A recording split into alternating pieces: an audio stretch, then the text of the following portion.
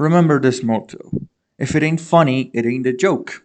I'm making this video because I saw herd of people preferring to pretend what they're laughing about is a joke, rather than accepting that they have run out of ideas and it's time to bother themselves thinking about new ones.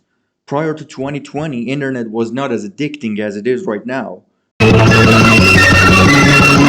Funny comedians were able to find each other. They even supported each other to dare to cross borders and taboos of reality, starting post-ironic era via surreal memes, which was the stuff you would usually think about instead of expressing it. This era provided enough freedom to younger generations to laugh about primal expressionism jokes that they have skipped due to conditioning that was forced on them by the fake mannerism of society. Yeah, I said the line, society. Side effects of saying it is kind of worse than a hard R. This side effect is also a fruit of post-ironic era. Comedy was a thing back then. People began developing a sense of shame towards over-repeating a joke. They usually shared memes, jokes, assuming that you have intelligence over basic ideas, and I can't help but finding it respectful. I mean, the sense of inclusion in a community's inside joke was real. You had an excuse to get addicted to the internet, but just because of a sudden change that led to the downfall of this luxury, I don't want you to think that there's no shit that you can do about it. Whenever something good happens, there's always either a government or a brand to come up and throw a wrench on the whole thing, and that should not stop you from moving forward.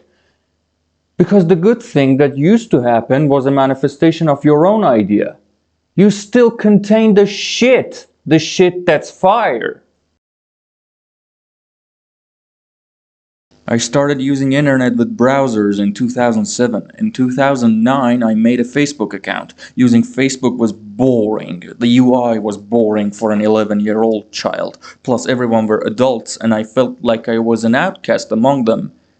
At that time, I never imagined people could become addicted to the internet. Having access to internet in itself was a sign for class. Even at that time, the fun of internet for me was jokes. I was at the troll era and saw its downfall in 2014. Since I'm bilingual, I had access to the fun trends in my own country, something even my compatriots forgot about its existence. Back then, it was fun to chase trends, since the amount of chasers was not crowded to make it lose any kind of rarity. Don't take me wrong on this. Rare in itself was not a standard of value. If something loses rarity, it means it is prone to be understood by dumb people. Once again, don't take me wrong on this again. It's okay if commoners learn from the smart. But what these commoners have learned is like leftover food that an alpha hunter gathered and already ate. What good comes out of progress if it's done by others?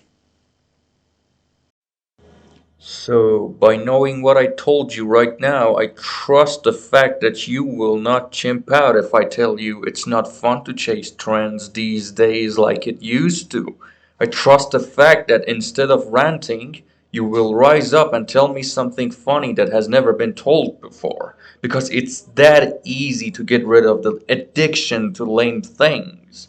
Now that you have gotten over it, and realized how easy it is to cope with minor inconveniences, I'll continue my story with internet.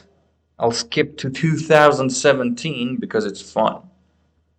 Until then, comedy was about right or wrong. Example: this is a response to overuse of quotations coming from great names. This is irony. If something became a trend, people used irony as a counter-trend. But when irony itself became a trend, there was a demand to be supplied. It has lost rarity. Smart ones felt the need for some sort of distinction from commoners. A common idea sparkled amongst the smart ones. It was like telepathy. Collective hive mind calculated it. Behold, post-irony. A realm where narrative drive gets prioritized over message, conclusion, and meaning.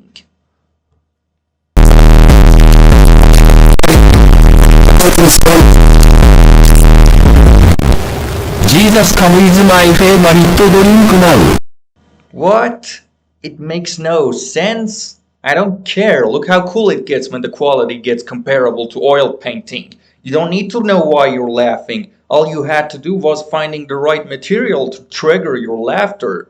Only then you're qualified to take notes from it, and only then you should skip to the conclusion. Everyone at that time were busy making expressions. There was no standard indicating how to start becoming funny. It was a chaotic freedom in which an order emerged, and none of us were capable of describing what was it. And instead of talking about it, we just act. After enough examples gathered in the course of 1 year, we easily managed to describe what was it we exactly did. Now do me a favor and imagine if I was alone in this. Could I possibly share my ideas? Could I possibly vanish that shy feeling about me being the only one possessing that kind of humor? Well, community did this.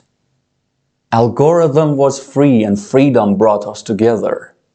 And the reason I cannot feel that shared experiences, or better said, collective shared experiences after 2020 is because they have altered the algorithm.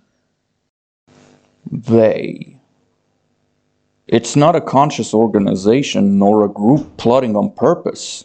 It is organized though, and it is a system. In sociology, system and identity can become identical. If a system consisted of people inside a building is like a person, then this building person has an identity. I already have mentioned the hive mind of the free world. In freedom, you will do mistakes, and in freedom, you will feel the pain of your mistake. But these mistakes aren't always done individually by each person. A system hive mind can also deliver a mistake and gets all of its members punished by a collective hive mind. You might do no harm and get dunked on by nature simply because you were amongst them. Mistakes can be done unconsciously, and most of the time this is the case. Individuals such as social media CEOs who had a hand in creation of they probably couldn't imagine this would have been the outcome. But even if they did it on purpose, it didn't matter since they is not something they can control. Just like the heartbeat, it's not controlled by ordinary willpower. They is a form of addiction. We have not gotten carried away yet. What does it have to do with jokes? Well, we discussed communities with smart people who don't like their jokes prone to be understood by idiots. They knew it too, because they felt the harm when the content in their platform wasn't accessible to the masses. They are addicted to their income, and if we, the smart ones, do what free algorithm has intended and make their platform exclusive to the smart, they lose members to elevate their income. They feared the counter-trend generating feature of the free algorithm because they did not want their platforms incomprehensible for the masses. Well, if it adds to their income, then why do I call it addiction? Because money resides where the smart is. Always been. For they, income was an excuse to achieve quantity. And until the threshold in which masses can no longer afford to buy advertised products, they will never learn not to intervene in the freedom of the algorithm. Until automatically they face the consequence of their action, gather your community under these admission requirements. Members should understand absurdity no matter how complex it looks like. If they can't laugh their ass off, they're not a good philosopher. This one is important. You will share your enemies. If you support them against their enemies, they're obliged to do the same about you. And here's another pro tip: females can learn these stuff. Do not insult them by making it easy for them. Always respect them by saying no to unqualified ones, even if it means zero females in your community. Well, disagree with me all you want. I'm mentioning this because demand for females naturally is higher. Making it easy for your community is the embodiment of paying ransom to getting out of loneliness temporarily. You gotta have an eternal cause, the one that lasts.